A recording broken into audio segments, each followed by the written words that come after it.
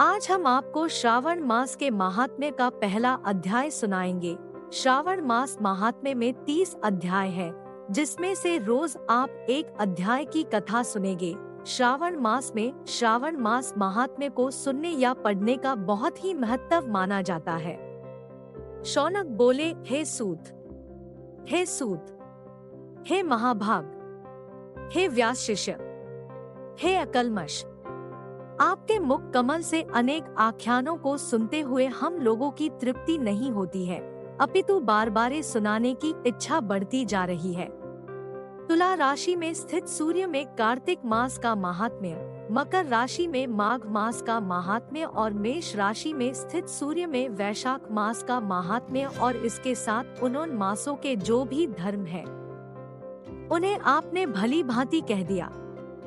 यदि आपके मत में इनसे भी अधिक महिमा में कोई मास हो तथा भगवत प्रिय कोई धर्म हो तो आप उसे अवश्य कहिए, जिसे सुनकर कुछ अन्य सुनने की हमारी इच्छा न हो। वक्ता को श्रद्धालु श्रोता के समक्ष कुछ भी छिपाना नहीं चाहिए। सूत जी बोले, हे मुनियों, आप सभी लोग सुने।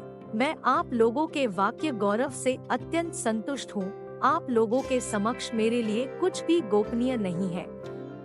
दंभ रहित होना, आस्तिकता, शठता का परित्याग, उत्तम भक्ति, सुनने की इच्छा, विनम्रता, ब्राह्मणों के प्रति भक्ति परायणता, सुशीलता, मन की स्थिरता, पवित्रता, तपस्विता और अनसूया, ये श्रोता के 12 गुण बताए गए हैं। ये सभी आप लोगों में विद्यमान है। अतः मैं आप लोगों पर प्रसन्न होकर उस तत्व का वर्णन करता हूँ। एक समय प्रतिभाशाली सनत कुमार ने धर्म को जानने की इच्छा से परम भक्ति से युक्त होकर विनम्रता पूर्वक ईश्वर भगवान शिव से पूछा।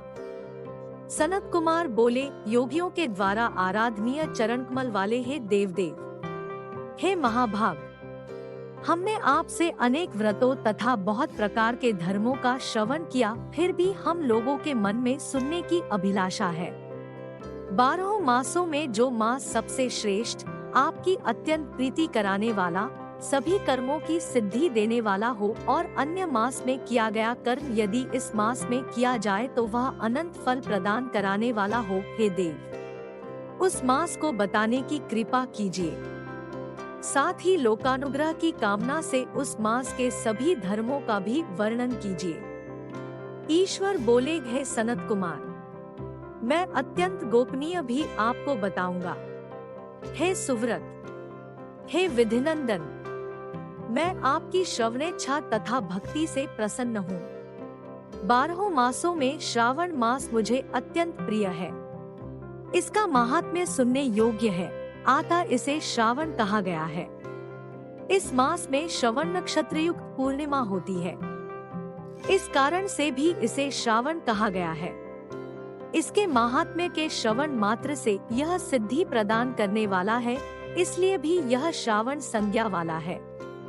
निर्मलता गुण के कारण यह आकाश के सदृश है, इसलिए नभा कहा गया है। इस श्रावण मास के धर्मों की गणना करने में इस पृथ्वीलोक में कौन समर्थ हो सकता है, जिसके फल का संपूर्ण रूप से वर्णन करने के लिए ब्रह्मा जी 4 मुख वाले हुए, जिसके फल की महिमा को देखने के लिए इंद्र 1000 नेत्रों से युक्त हुए और जिसके फल को कहने के लिए शेषनाग 2000 जिह्वाओं से संपन्न हुए। अधिक कहने से क्या प्रयोजन, इसके महात्म्य को देखने और कहने में कोई भी समर्थ नहीं है। हे मुने, अन्य मास इसकी एक कला को भी नहीं प्राप्त होते हैं। यह सभी व्रतों तथा धर्मों से युक्त है। इस महीने में एक भी दिन ऐसा नहीं है जो व्रत से रहित दिखाई देता हो। इस माह में प्रायः सभी तिथियां व्रत युक्त है। इसके महात्म्य के संदर्भ में मैंने जो कहा है वह केवल प्रशंसा मात्र नहीं है।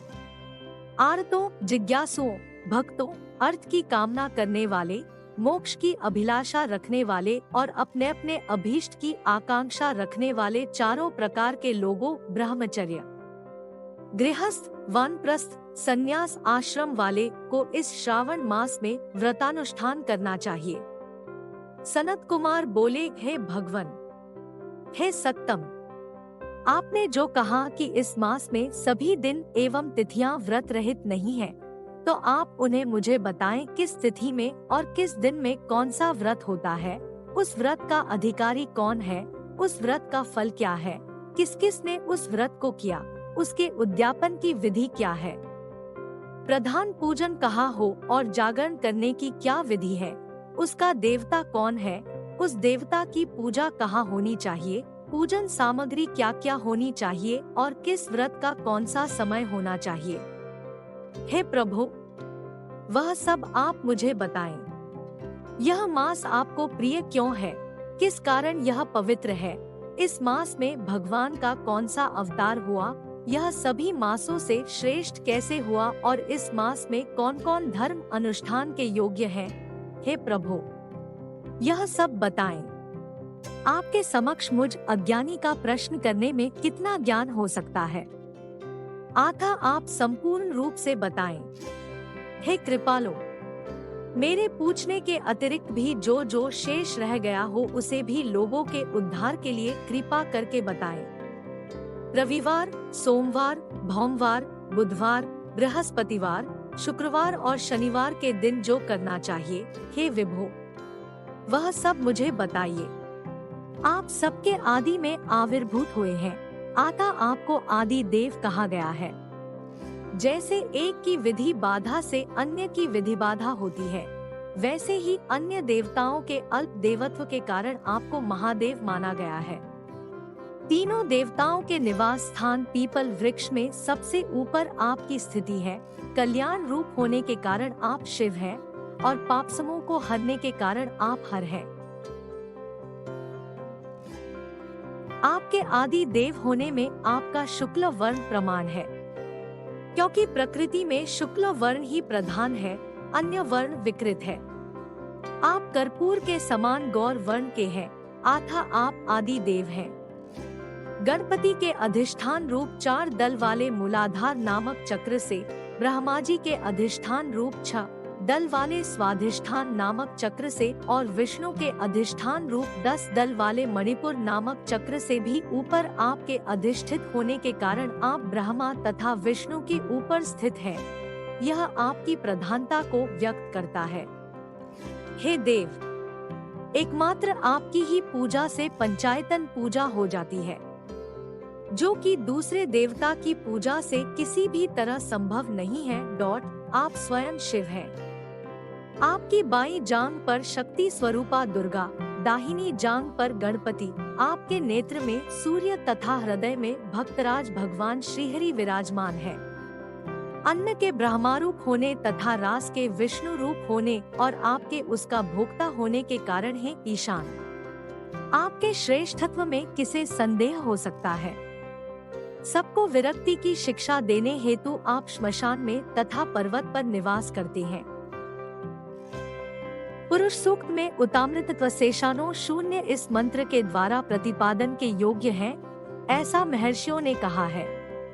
जगत का संहार करने वाले हलाहल को गले में किसने धारण किया?